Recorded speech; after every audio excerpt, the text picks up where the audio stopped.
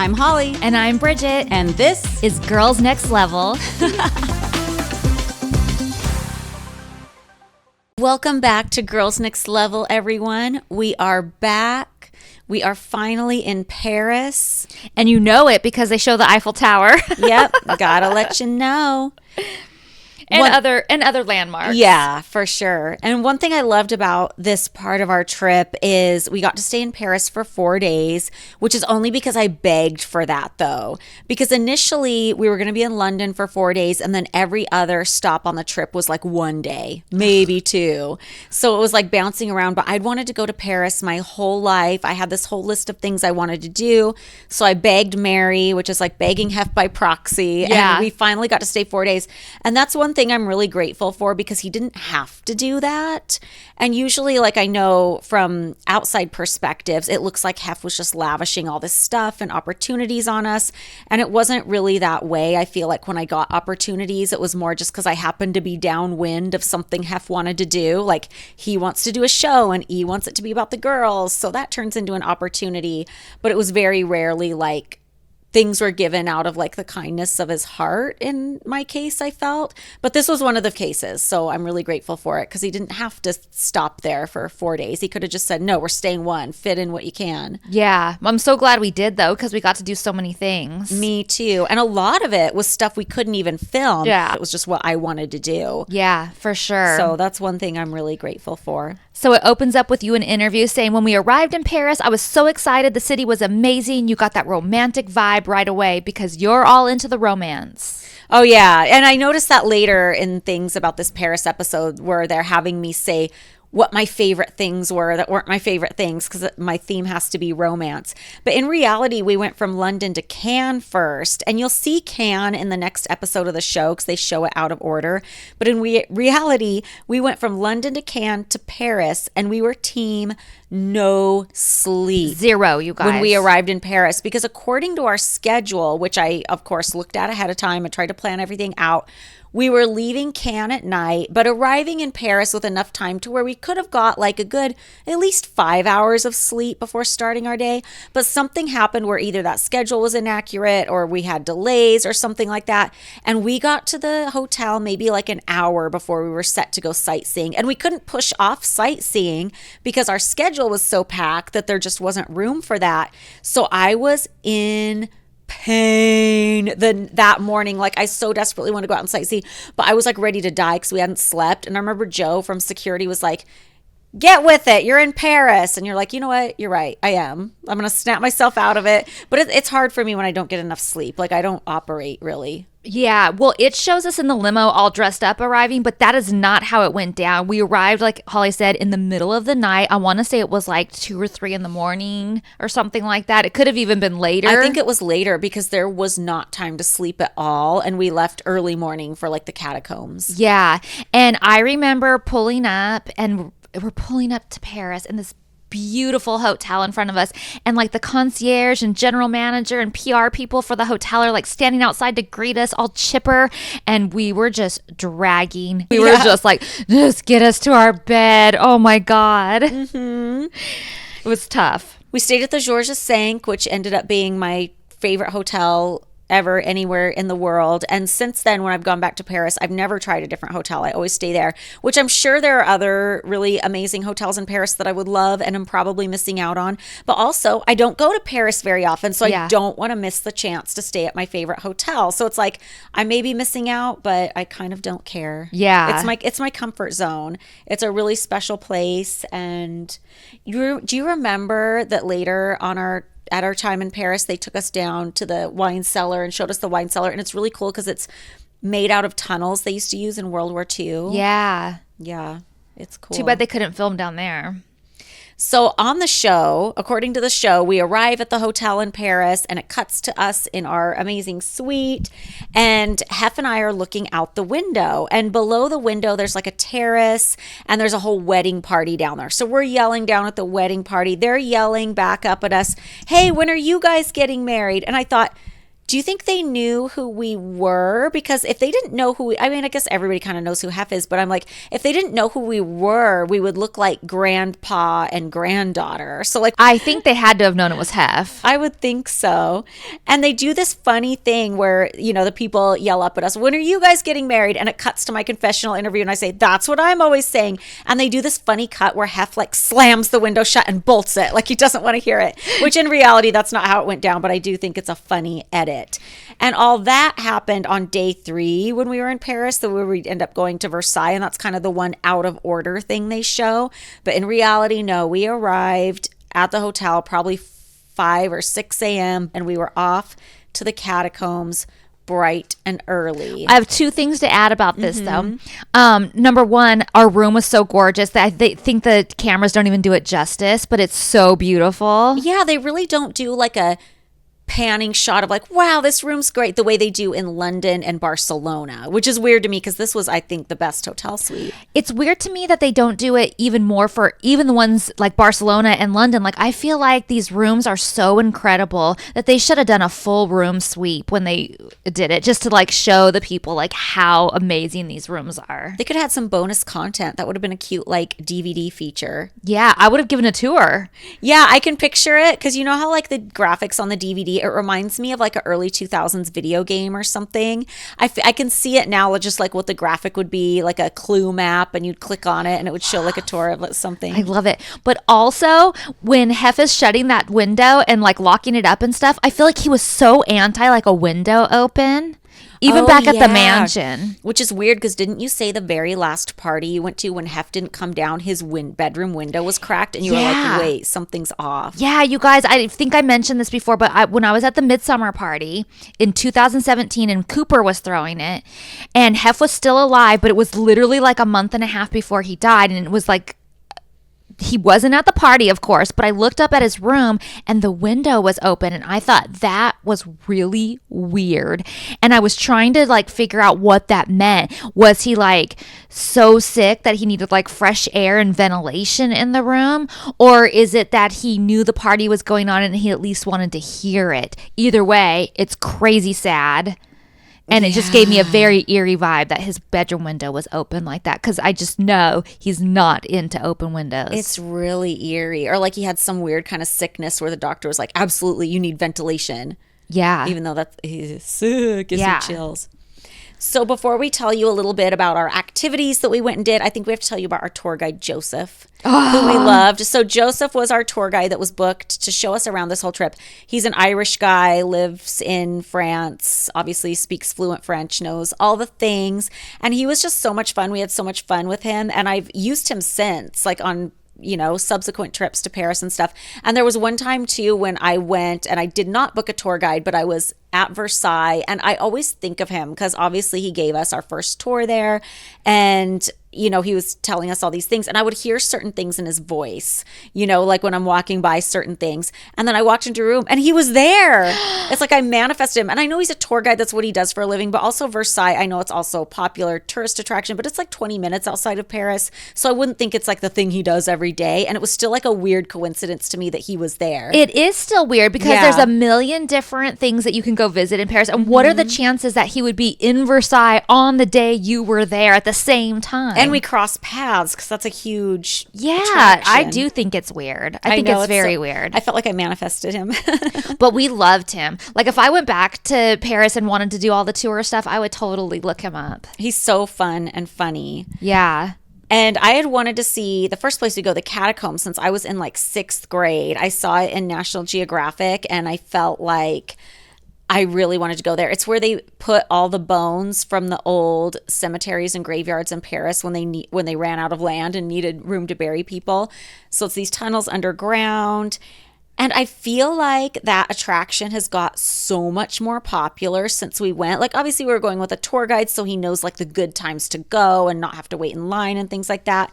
But you drive by there now, drive by the entrance, the lines wrap all the way around. Like, it's insanity. And I feel like that's a thing with so many attractions ever since like Instagram got popular and TikTok. It's like everything's crowded now, which I love it that these businesses I love are thriving. Like, that's amazing. But it sucks when you kind of like remember back in the day when it was just easy to roll up to stuff, or like you could make a reservation that day and now your favorite restaurant is packed out. And it's not just social media. I think it's like post-pandemic too, because everybody was so cooped up for so long that one thing I noticed when everything opened up again is that old restaurants that I used to be able to just like make a reservation on Open Table that day, now they're like super hard to get into, and it's like, that's annoying.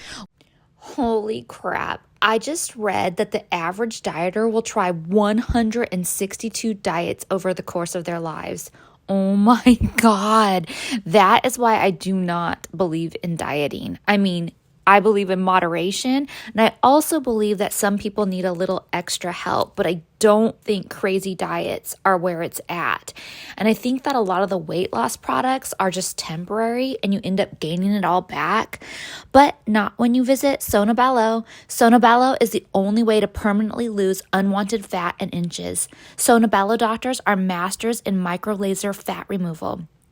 Wherever you have stubborn fat, tummy, sides, thighs, arms, smile, because it's going away permanently in one visit. Ask about their modern techniques to eliminate sagging, loose skin. Sonobello gives you curves back permanently. No more feeling embarrassed, shy, and uncomfortable about your body. No more hiding in baggy clothes. No more lights off, darkened room pretending it's more intimate.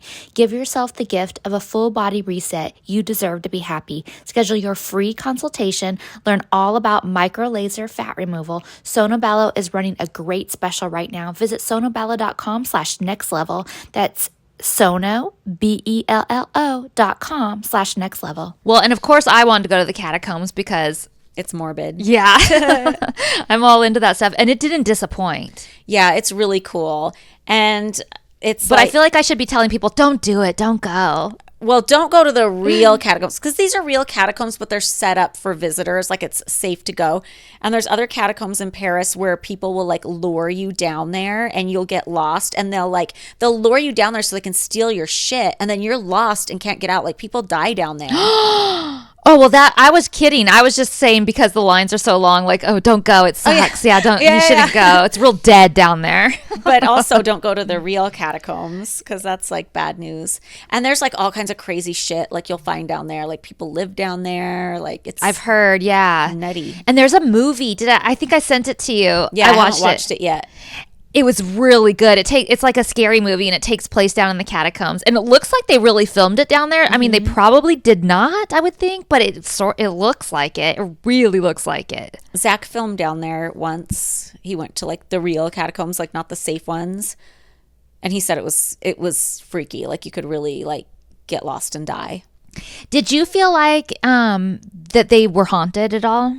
I mean, I feel like back then I wasn't as aware. I wasn't as tuned in. I couldn't just like walk into a place. Like, I feel like I kind of can a little bit now and be like, oh, this has a vibe. But also it just is so freaky and, yeah, you know, just deathly down there. I feel like you're automatically in the mood for that. I was definitely in the mood for that. Heavy. But I didn't feel it.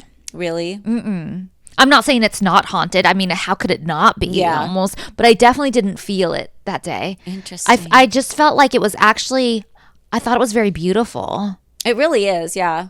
It's very artfully done. Yeah, and I thought it was kind of amazing. And I did not feel creeped out or like it was haunted or anything like that. Not saying it isn't. I think there are people that have had experiences down there. I've had stories on my podcast about it.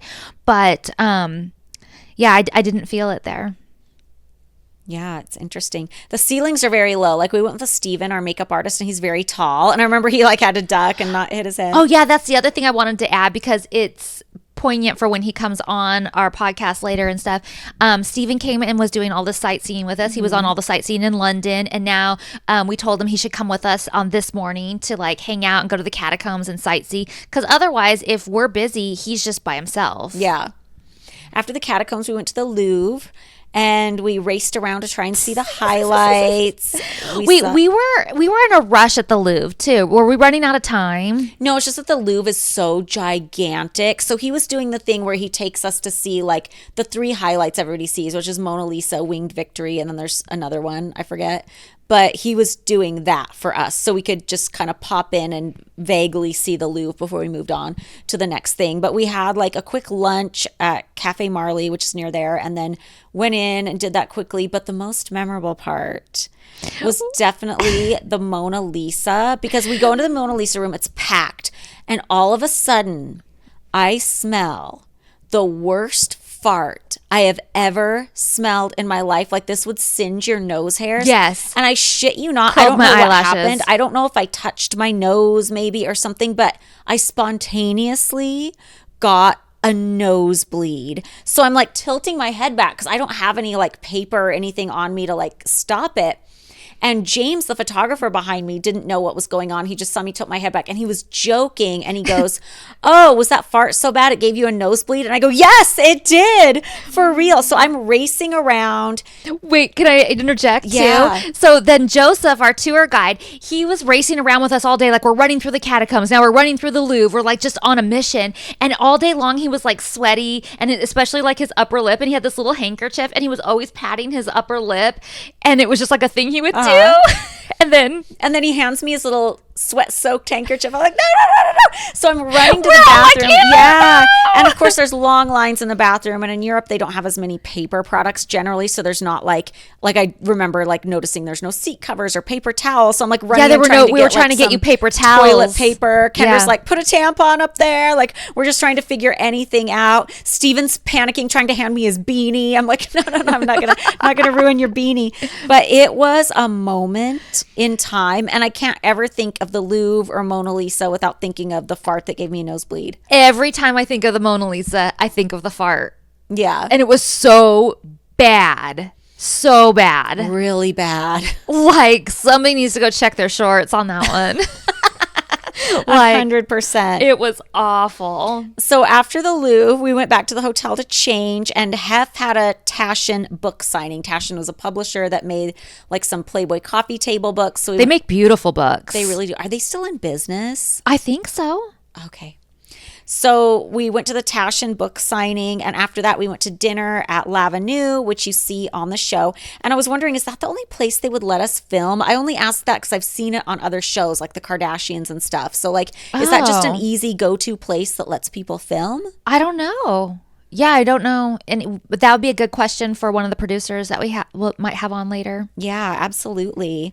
I love getting excited about food when we travel. I love seeing like cool foods on Instagram. I know I just complained about how social media blows everything up and makes it popular, but I am on the other end of that as well, where I do get a lot of recommendations from social media. So Oh yeah, It there's goes all good the and way bad with it. yeah, totally. Like bad when your favorite places or the places you really want to go are all booked up or like a tourist nightmare, but also good when you find a new spot that you're like, I gotta Yeah. try this. Like some new things. I mean, I don't know if this one place I'm about to mention is new, but I didn't know about it since the last time I've been to Paris. Is I want to go to Cabaret, where they serve the hot chocolate with the big bowls of whipped cream.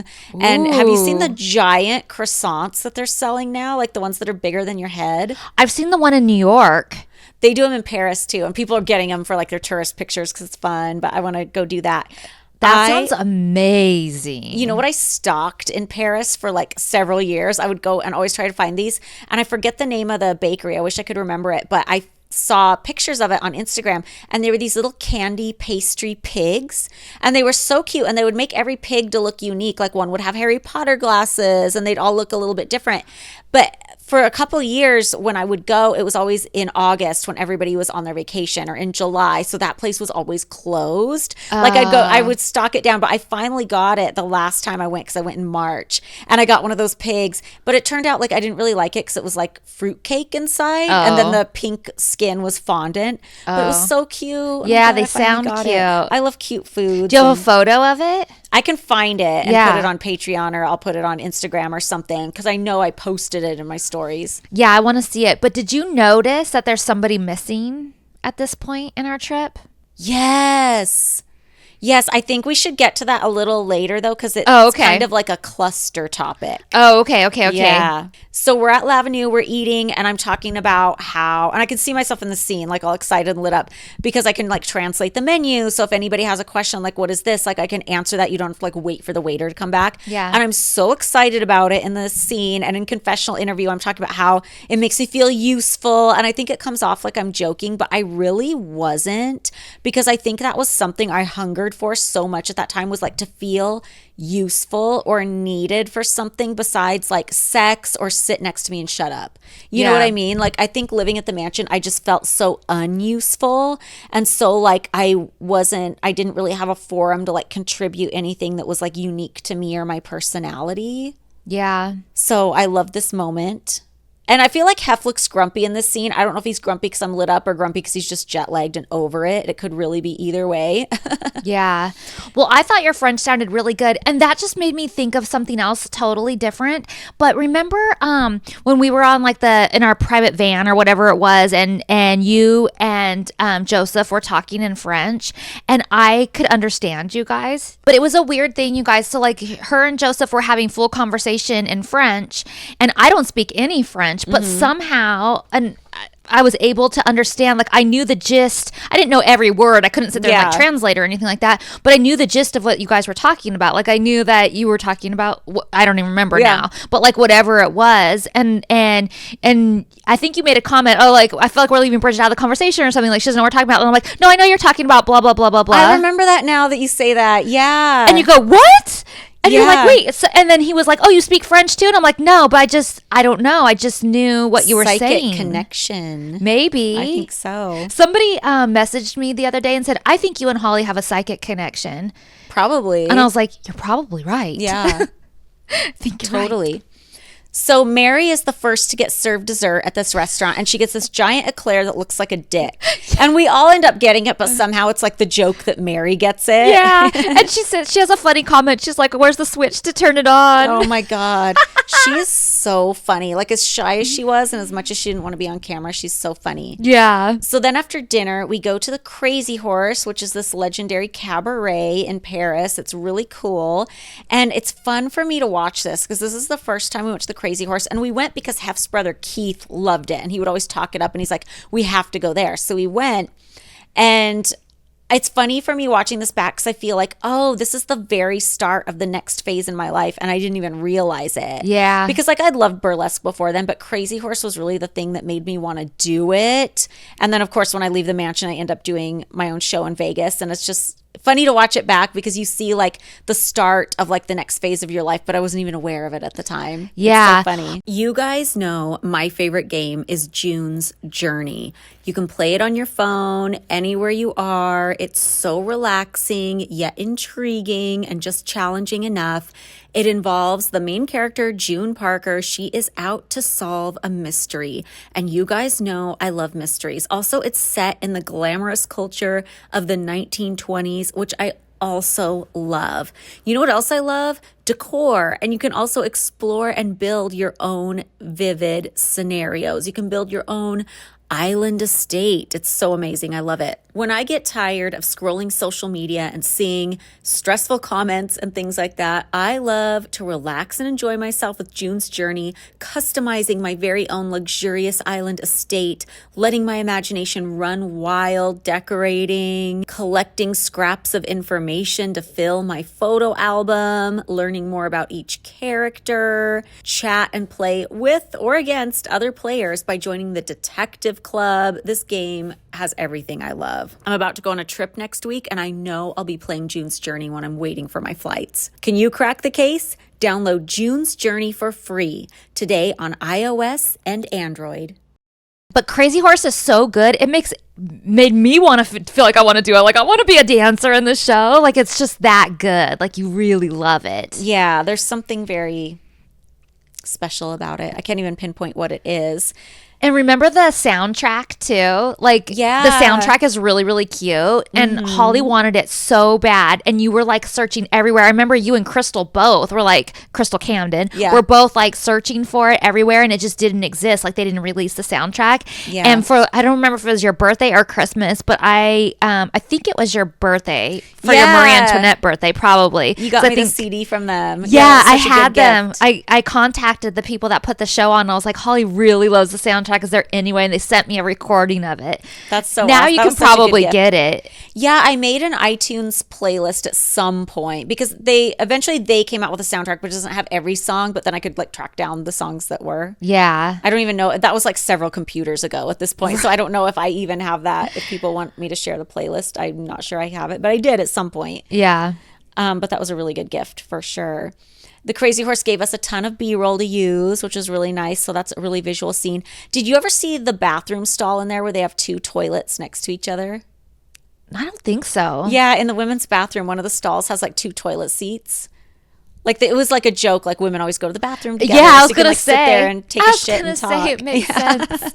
And I remember when we were given our schedule for this day, it said, you're going to Crazy Horse at the end of the show, and it said on the schedule, at the end of the show, Hef can get up on stage with the Crazy Horse dancers, but in capital letters it goes, not Girls Next Door. I was like, guess we're not welcome. I saw that, and it did actually make me feel like we weren't so welcome. Like, that Hef was welcome at the show, but not so much us. Yeah, and that's really weird. Like, I wonder why. Because since then, they've always been super welcoming and, like, would take pictures backstage and stuff and do, like, the whole photo op. But I wonder why that was at that point. It's really weird. I don't know. I feel like maybe it had something to do with the cameras and filming us being on the stage.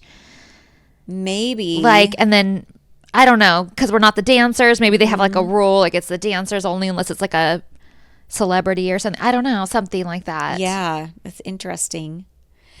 So after that day, the next day, which you don't see on camera at all, was completely blocked off for Disneyland Paris. Yes. Which is interesting and another like cool thing I'm grateful for because we didn't have to stay that extra day, but I really wanted to go to Disneyland Paris. And it's funny, on the schedule it just says Holly goes to Disneyland Paris, others welcome to join if you want. Yeah. And you went with me. Yeah, but then at the bottom it says Keith, Date, and Kendra will not be joining. Oh yeah, like they made it clear they did not want to go. I wonder what they all did that day, or what Kendra did, because Hef came and met us at the very end. Mm-hmm. I think Hef had press. Yeah.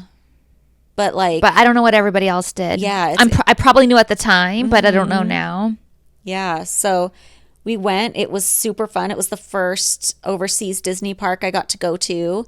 What do you remember about that park, and what do you like about it compared to the other parks? The one thing I love about it that I remember the most is that it was very kind of, it focused on the more goth side of things. Like, it was a darker park than the rest of them that I've been to. And I loved that. And I loved the look of the Haunted Mansion. Yeah, I feel like you're right. I feel like there's a lot of skulls in that park. Like, there's the big black pirate skull by Pirates of the Caribbean. And they really went hard on the Haunted Mansion. Yeah. And there's also like the dragon underneath the castle and the cave. I totally remember the dragon, and he like comes to life, and he's like, like real under there. Not real, but you know what I mean? Like, and I've not been to any other parks that have that.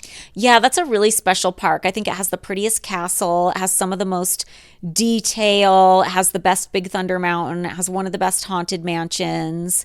Even their Space Mountain is cool because their Tomorrowland is Discoveryland, and it's all very like Jules Verne, like vintage, like almost steampunk, but not really. Yeah. It's special. I like it. Yeah. I even love like their candy store and stuff. I thought was super cute and everything. I think I need to go back. Yeah.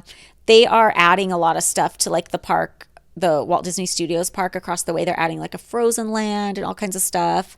So I really want to go when that's done, but I don't know when it's going to be done. They've been building it forever. I'm actually shocked that Hef let us go and do this. I'm shocked we got to stay in Paris as long as we did. I'm shocked we got to do that. I'm shocked. Yeah. And he made the effort to come out, but he was very grumpy. Yeah, he met us for dinner at the very end, and I do remember eating in like I feel like it looked like a castle inside. I'm not saying it was in the castle, but it felt very castle-like. And I remember ordering a hamburger, and I was thinking I was going to get like a hamburger with like, a patty and a bun and whatever. And it came, and it was just a meat patty. That's how my mom always served us hamburgers back in the day. Just a meat patty? Yeah. No bun? Yeah. Even when like me and my sister, if we see something like that, she goes, "That's so mom." But what was her reasoning for that? That was just dinner? It was just a hamburger patty? Or? I think because we lived in Alaska and groceries were kind of scarce, I think maybe hamburger buns were kind of like a weird luxury. That's kind of my guess. Oh, yeah. Or maybe she was trying to cut carbs. I don't really know. I feel like back in those days, nobody was cutting carbs. They were like, what's a carb? Well, back then the trend was low fat. Like everything was low fat. Everything was skim, low fat this, low fat that, low fat. So, Diet. Yeah. So Diet I don't know if soda. people were as focused on carbs as they were about like low fat. But yeah, the park was amazing. You know what else I remember? When we sat down and we had pizza in the Adventureland pizza restaurant, that was the first time I noticed that in Europe, babies act like little adults. Like at restaurants, they're like babies in high chairs using forks and stuff. And I'm like, oh my God, that has to be my kids. That's how I'm raising my kids. Yeah. That's funny that you mentioned that, though, because when Nick and I went to Tokyo, I dragged him to Tokyo Disney, and he was actually really enjoyed himself at Tokyo Disney. He said it's so different here, and the way people are with their kids and the way the kids act is completely different than at Disneyland or Disney World. It's crazy. It really is. Like there wasn't these outbursts and like I don't know I don't understand what the difference is. Yeah, there's a lot of theories behind it. There's this book I read when the kids were little, really little. I think I've talked about it here or on the Patreon before. It's called Bringing Up Bebe. Oh, and yeah. it's written by an American woman who lived in and had a baby in France. And she always noticed that the behavior was so different. And she was talking about all the different reasons it's different. And it's a lot to get into here. And I probably won't even tell it right. It's a whole other podcast. Yeah, it's a whole other thing. But yeah, there's just different ways of doing things. And I think the way food is processed in America and all the additives and all the weird shit, that in my opinion is probably part of the problem too. Yeah, definitely could be. Yeah. Everything's sprayed down over here with folic acid or whatever they're spraying it with. So after Disneyland Paris, day 3, we go to Versailles. We're all set to go to Versailles. But first, you need to tell me about the drama. When I was waking up and doing my makeup in my room, what was happening in your guys' room? So I set my alarm. It went off. I got up. I went and took my shower, was having my coffee, like having a nice morning in the bathroom.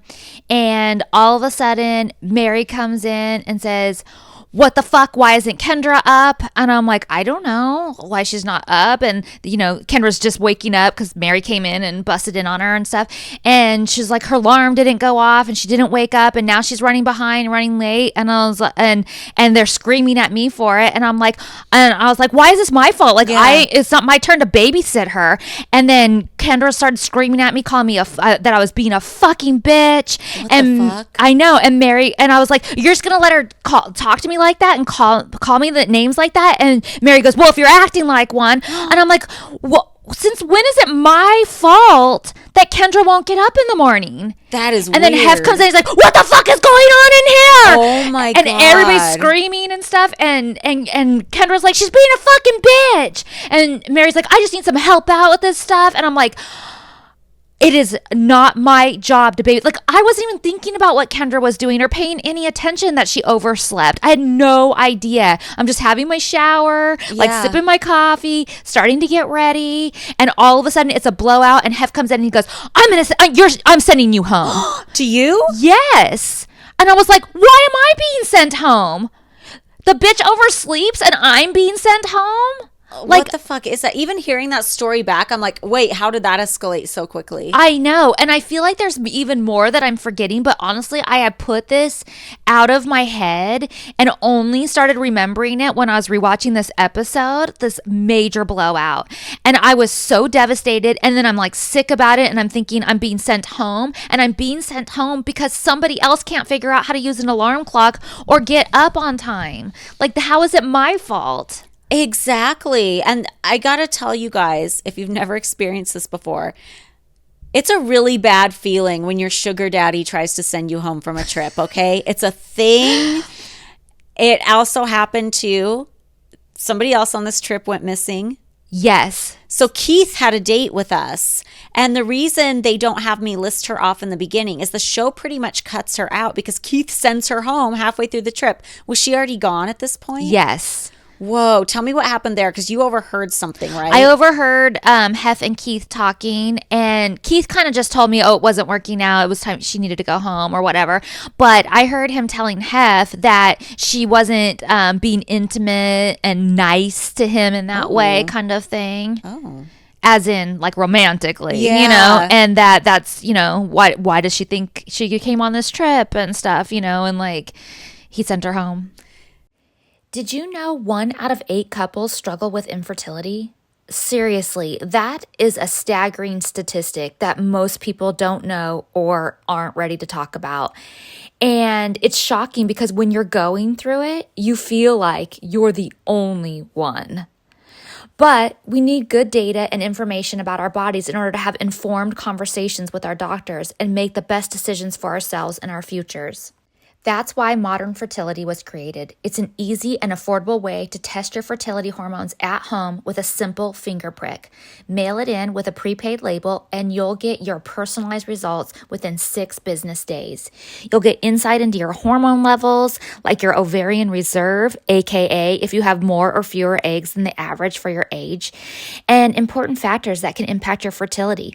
The results go deep into what every hormone means, and you can also download the results to review with your doctor for the next steps. Traditional hormone testing at a fertility clinic can cost over $600. Trust me, I know. I've been there a few times. But Modern Fertility tests the same general set of hormones for only $179. And if you go to modernfertility.com/nextlevel, you can get $20 off your test. Plus, you can get reimbursed the test through your FSA or HSA. If you want kids today or maybe one day in the future, clinically sound info about your body can help you make the decision that's right for you. Right now, Modern Fertility is offering our listeners $20 off the test when you go to modernfertility.com/nextlevel. That means your test will cost $159, which is a fraction of what it would cost in a fertility clinic. Get $20 off your fertility test when you go to modernfertility.com/nextlevel, modernfertility.com/nextlevel. Damn, that's such a weird feeling. It almost happened to me once, and this wasn't technically a sugar daddy situation, but it was somebody who was like a decade older than me, and there was like still a power imbalance. But he took me on a trip, and he got mad at something he saw in the media that wasn't even related to me, and like took it out on me and started this big fight. And I'm like sitting here like, what the fuck did I do? And he's like, should I just send you home now? Should I just send you home? And I can't explain to you how that, because you might think, okay, go home. I wouldn't want to be with that asshole. You know what I mean? But something about it feels so horrible and shameful and will like ricochet you straight back to childhood when like your parents were yelling at you about something and you just feel so powerless and weird. And like, what the fuck did I do that I'm not even worthy of like staying on this trip? Yeah. It's a weird feeling. I really shut this whole thing out, and it's crazy how you can do that because I had very little memory of it until I was rewatching it, and then I became like all upset again rewatching this, thinking like I still don't understand what happened and how it became my fault, and I'm the one that should go home for it. I'm not the one that overslept, and I'm not the one that called somebody a fucking bitch. Yeah. Screaming it. And all I said that would be snarky and constitute me being sent home was, I'm not here to babysit. It's not my job to babysit her. Yeah. Like, I can't help it if she doesn't wake up in time. It's not my fault. Yeah. It's crazy. And she can't figure out the alarm. Like... Yeah, I feel like we always got the brunt of it because people expected us to like be mature and behave, and they knew that we'd been through so much more and had so much sunken cost in this whole thing. Whereas if Mary or Hef were going to turn and like yell at Kendra, she'd probably stomp, run out of the hotel and cause an international incident. You know what I mean? Not that it's okay to freak out on somebody because you think they're going to be the ones who are compliant. It still fucking sucks. But I'm trying to put myself in that headspace and be like, why did they treat us that way? Yeah. And it's something that really now bothers me again, now that I remember it again. Now I'm like bothered by it. And I'm bothered that I can't remember every detail of it. Like, I don't remember even like how it got resolved, because obviously I don't get sent home. But how it exactly got resolved, I don't know. I think that everybody just kind of apologized to each other. And then Mary probably went to Hef and said they're fine now. And then Hef was fine with that. I don't recall. That's just my guess on how it got resolved. But what's even shocking too is that you didn't even know about it because I couldn't remember the details. So I was like, do you remember that fight Kendra and I got in? Because I thought maybe you might remember more details, and you were like, wait, what? Yeah, because I was obviously in Hef's room, and clearly he heard about it and came running. Maybe I was in the shower or something. He was sitting in the living room area that was like between the rooms having his breakfast. Oh, okay, yeah. So I didn't hear it. And then it's weird because I didn't even hear about it until we were discussing this episode. Recently, you told me about it, and I was like, how the fuck did I not know?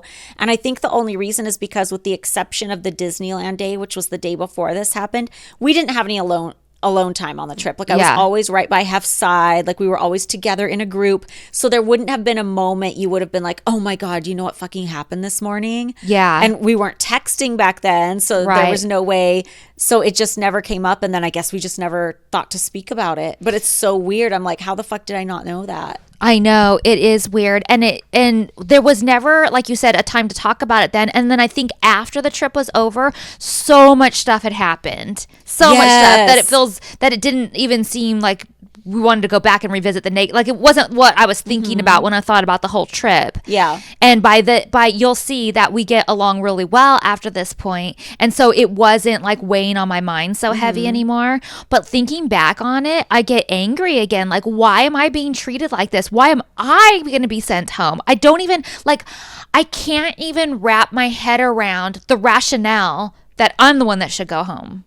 Me either. And all I can think of is that Mary was like wanting me to like help more with Kendra and making sure she's like getting ready on time and doing things and stuff, which I did a lot of. But so this one morning I'm enjoying my time. And also, like, if she had wanted that, like, she could have taken you aside earlier and been like, you know what, it's really difficult to deal with her. Do you mind, like, helping me out a little bit? Yeah. But it wasn't like that. No, I was never asked. Yeah, and also I know people love to make excuses for Kendra because she happens to be a few years younger than me, but she'd been living at the mansion for 2 years, knew the drill, is getting paid just as much as anybody else. She's not incapacitated in any way. Like, there's no way she should have been treated like a baby. Yeah. But that's not the only drama happening at this time, too. So when Steven, the hair and makeup artist, came with us sightseeing to the catacombs and all that kind of stuff, apparently Hef decided, even though he'd done all the tour stuff with us in London, too, Hef decided that he didn't realize that Steven had been there. Even though he was there at the same time and had been going on tours with us, and got pissed and wanted to, and then decided that Steven, who is gay, and Kendra were fucking, and that Steven needed to be sent home immediately. And that's another case of like, I mean, granted, it would be a betrayal coming from either one, but like, Kendra doesn't need to be sent home if she was not fucking Steven, but like, why is Steven getting sent home if Hef thinks he's fucking Kendra? Or why are you getting sent home if Kendra can't wake up? It's weird. Yeah. And I won't go too much deeper into all of his stories, but he has some nightmare stories. And he has some nightmare stories about how Hef treated him, how Mary treated him, things that just how he was treated in Paris in general, and even getting banned from the mansion parties and all kinds of stuff. He has like tons and tons and tons of stories, and I can't wait to have him on because I think that his perspective and his story is so interesting, and from a perspective that we haven't seen or heard. Yeah, I can't wait to hear it. Yeah. So you do a very impressive job of brushing that whole thing off because we're off to Versailles. Yeah, and I look at the photos from that day and I'm just like, I don't know. And even later where we do a boat tour and Kendra and I seem to be getting along fine, and I'm just like, even now I look back on that and think, how did I do that? Yeah. How? Like, you did a really good job bouncing back. I just think that there was no other choice. Yeah, because we were just thrown into it and we had to. I mean, the other choice would be go home, but then what does that really mean if you're sent home? Like, does that mean that you're packing your bags and leaving too? Because that's what I kind of thought of it as. Like, do you get sent home from this trip and then you're still a girlfriend and still part of everything? I don't know what the answer to that is, but I would feel like if I was in your position or it was happening to me, I would feel like if I got sent home, that meant I was done. Because how do you even go back to like day-to-day life as a girlfriend knowing you were sent home on the trip? Right. Exactly. That's just weird. Yeah. And I also had this crazy, like, I mean, maybe just everyone feels like this, but I felt like everybody knew. Like, I thought you knew. No, I had no idea. And I thought that that everybody in security knew that, this girl's walking the line. I got my eye on her. I'm about ready to, like, send her to the airport. Yeah. Even though, like, I didn't have that kind of relationship with security. I very much thought of them as friends and family, but, like, I got that vibe. And then PR, I thought were all looking at me like, okay, here's the one we're about to, like, get rid of. And so, like, I just felt like everybody knew. God. But yeah, obnoxious. I look at the pictures and I watch the video and I'm like, you can't even tell. And this was like the craziest blowout, like the second craziest blowout of my whole entire mansion career. Wow. If you want to call it a career. Yeah. That's crazy. So we go to Versailles. I'm very inappropriately dressed. I'm wearing 5-inch spike heels, which is the worst thing you could ever walk in because the cobblestones out front are like the very old, like wore down, like everything in the middle, and they're all like bumpy and I could barely walk. Yeah. So I'm dressed very inappropriately at Versailles, and they did film us going to Versailles. They didn't have permission to film, but they were hoping they could film it and get permission later, which they never did. They even did a big scene where they had Hef drive up in a carriage. Yeah. So that was really cool. And we ate at that cute little restaurant. Mm-hmm. And then after that, we went to the Moulin Rouge. What did you think about that show? I thought it was very what you would think of like a French like show like that, very can dancers, very old school classic, like, you know, the red, white, and blue ruffly dresses, and they fling them up and kick their legs and they like scream woo and stuff, and like very high energy impact like that, fun and touristy. I thought it would be more like the movie. I thought it would be more a little more, I don't know, just like edgy, I guess. I thought they'd like actually serve absinthe. I kind of had a different vision for what it was. I didn't think it would be as much of a like old school Vegas spectacular type of show like it was, you know? Yeah. So then when they're showing the Moulin Rouge on the show, they have me in confessional talking about the difference between burlesque and a strip club. Why do you think they have me doing that? Do you think they just want me to explain to American audiences why there can be titties in a non-strip club? Yes. Because I'm confused. I'm like, wait, why am I doing this whole like hierarchical burlesque is this and a strip club is that? Well, because I think at this time burlesque wasn't as a thing as it is now. Like I feel like now everyone kind of gets what burlesque is and stuff. But I feel like back then they were like, oh, it's a striptease show, so you're a stripper. I don't think that like here we really... Like they think I need to clarify why we're not going in there with dollar bills and stuff. Yeah. Maybe. It just seems so weird to me watching it back. I'm like, this is odd. Yeah. I thought it was odd too. I'm like, wait. But I think that's why. I think that they just wanted like the regular person to like understand that there's a difference. And they have this funny moment where there's a mini horse on stage and they play like a neighing sound and they focus in on Mary's frozen face. Yeah. Oh my God. So the horse gag continues. By the way, we were talking in the last episode, you were hitting up your friend about a sketchy horse documentary. Oh yeah. Let me see if I got back. Give you the answer of what it was? No, but he said he thinks it's a Vice thing. Oh, that kind of sounds like about right. Yeah. Interesting. So then after the Moulin Rouge, we get on the Bateau Mouche and do a river tour down the Seine. And in reality, we did this before Moulin Rouge, but I think they just have it keyed up as like the top off of our trip. And I say in confessional, my favorite part of Paris was going down the Seine. And it was not like I loved it. It was fun. Like I loved that boat tour. But I think they want me leaning into like, I'm the romantic one. And I love this boat tour because it's romantic. And also so many of my favorite things we just weren't allowed to film and it's not on the show. Yeah. But again, another lie in this episode. There's many of them. And again, Kendra and I are very like eating together at a little table and like hugging and stuff. So we've clearly moved on. I'm very impressed with the camaraderie considering what just happened. Yeah.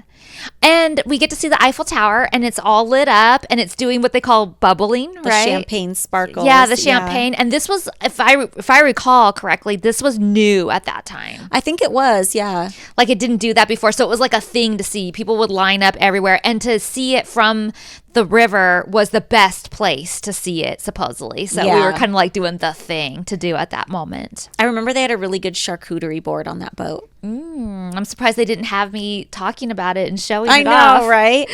And then there's a moment when Kendra asks if they have fireworks for 4th of July, and Joseph just about dies laughing. And I love my outfit with the captain's hat. I think it looks really good. Yeah. The red dress. Yeah, it looks cute. Yeah. So our 4th and final day in Paris is pretty much not included on the show at all. Do they even show B-roll of us at the Eiffel Tower or anything like that? I don't think so.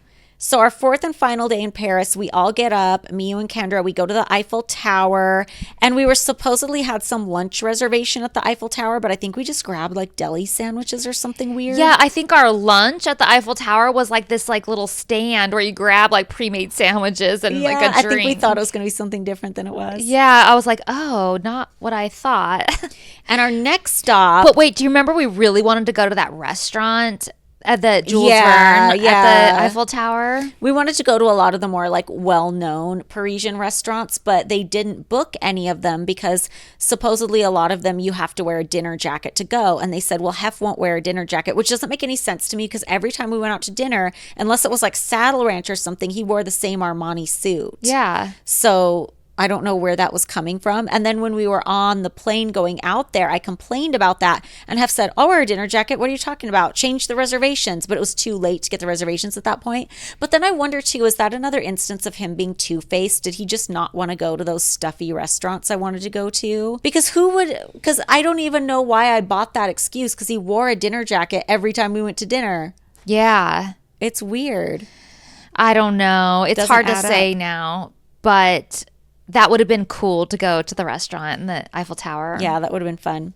Our next stop after that was we go to the... Wait, really quick before that stop, did we go on the carousel by the Eiffel Tower? I don't think so. Oh, I must have done that later when I went with Nick then. Yeah, because we would have had cute photos. It's so cool because the carousel and you see the Eiffel Tower behind it and you're on the carousel. They're the cutest photos. It's cute. Yeah. So our next stop is we went to the Palais Garnier Opera House and it was gorgeous. But you know what I was really excited about is somebody had told me that this was the opera house that inspired Phantom of the Opera. Yeah. And you know how in Phantom of the Opera, there's that scene where he's on the boat underneath the opera house and there's like those tunnels with the rivers. Someone told me, and I feel so dumb if this isn't true, but someone told me that was a real thing. Like they really have the water and the caves under the opera house and they can take you down there. Ooh. And so I remember we showed up at the opera house and our tour guide and asked if we could go down there. And she's like, oh no, we cannot go down there. And I was so bummed because I was fully expecting it. Oh, that's too bad because the Paris Opera House, you guys, is so gorgeous. Did you hear about that weird wedding? Yeah. Some I'm lady jealous. was marrying like a car dealership guy and they spent like $7 million on a wedding and they had like the rehearsal dinner at that opera house and it went viral. But then people found out the guy's like on trial for shooting a police officer. So she deleted her whole accounts. It was but a that wild wedding ride. is still on social media. Like it's incredible. Yeah. Nuts. Yeah, they did Versailles too. Something at Versailles. They did it at the Paris Opera House. Because I remember thinking the Paris Opera House would be like the most beautiful place for a wedding. Yeah, it's so stunning. But yeah, I would have loved to have done the underwater stuff or underground stuff with the water and everything if that were a thing. Assuming it exists, let us know if anybody out there knows. So after that, we went with Hef to do a talk show appearance. But I'm looking at my photos and I noticed Kendra is missing after the Eiffel Tower. Did she just get tired and decide to bail? Probably. I don't really recall. Yeah, the trip was finally catching up to her at that point, I guess. And then after we went to the talk show. But that's interesting that they don't show that. Well, I guess because we're not filming all that stuff. Yeah, I think that's why. But you're right. It makes me look like I can't take it and I'm so grumpy because I'm constantly taking naps in London. But the trip would catch up to everyone at some point. You know what I mean? In some way. Yeah. So after the talk show, we went back to the hotel, and that's when we were given the tour of the wine cellar, which was really cool. And then we got all dressed up, went to a Playboy licensing cocktail reception, which I don't remember anything about. And then we went to a club called the VIP Room, and that's where we met Roman Polanski. Yeah, do you remember that? Random. It was so weird because we're sitting down, and there's this guy standing up in front of us with his arms outstretched like he's Jesus on the cross. And but he was totally backlit. Backlit. Yeah. So it looked so creepy. And Hef looks up all confused, and he goes, Roman? It was just so weird. Yeah. And that was Paris. It was. But wait, aren't there a couple other things that they didn't show? Like we what? went to Montmartre. I feel like we went there the second time. Because remember the first time we went to Paris, you're like, oh, Paris didn't look like what I thought it was. So the second time we went to Montmartre. And you said, this is what I thought Paris would look like. Okay. That I was the thought we second did time. it on the first trip. No, Okay. So that was Paris. What are your best and worst for this episode? Which is hard because this is the first time we've spent 3 podcast episodes on one Girls Next Door episode. So we're really reaching back. But when we first started talking about this episode, we spent almost a whole hour just talking about the cold open because there was so much in it. Yeah. Well, for me, the worst is the blow up that we had with Kendra, and then being sued. I mean, yeah, this is really like a very high and low type of thing because I wrote down for my worst is getting sued. But the best is just also I would say the worst is all the amazing stuff we got to do that I'm bummed we couldn't include and share with everybody. Yeah. Because I really wish we could have. But the best is just like that amazing first trip to Europe and getting all that on camera, and even like seeing Joseph the tour guide and Steven, and even seeing just the things we caught on camera. It reminds me of all the great stuff we didn't catch on camera, and that's so amazing. Yeah. What's your best? I think, well, my best is the whole thing. I mean, being able to do a trip like this, and it's going to be probably my whole wrap up of the trip, but just being able, like the private jets and the private tours and the private cars and the helicopters and just the whole thing. Yeah, it was a lot of pre-planning, a lot of moving parts. And being able to see everything like boom, boom, boom, boom, and having it all scheduled and almost all of it work out. Like, I don't know. I just love it. And I love it when it works like that. Yeah. And just being able to capture as much of it that we could on camera and just have those memories is really cool. Yeah. So yeah, that was our first ever trip to Paris. Super exciting. How many times have you been since? Like a good handful. I mean, obviously we went another time with Hef, which you'll see in season 4. And then I went a couple times when I was in Vegas doing my show. I've gone a couple times when I was married. The most recent time I went was before the pandemic. I went, and I stayed in Versailles actually. Not on the palace grounds because they didn't have that then, but I stayed like in a hotel right next to it. And I was out there for like a week. And then I also went to Germany to see Josh because that's when he was performing in Tarzan in Germany. Oh. And then we flew back to Paris, and when we do the trips, like I always do the trips where I pack a million things in. And we were just like in one day we bounced around and saw so much shit, and it was so much fun. And it snowed and like snow in Paris is so magical. That is cool. Yeah. How nice. I went back a few times too. I've been back with Nick like twice. Mm-hmm. So it's been, yeah. It's been a minute though. I'm ready to go back again. Yeah, it's been a long time for me. Yeah. So we will see you guys next week for the second leg of our trip. If you like more content, please check out our Patreon at patreon.com/girlsnextlevel. And we will see you guys very soon. Bye, guys. Bye. For more content, check out our Patreon at patreon.com/girlsnextlevel.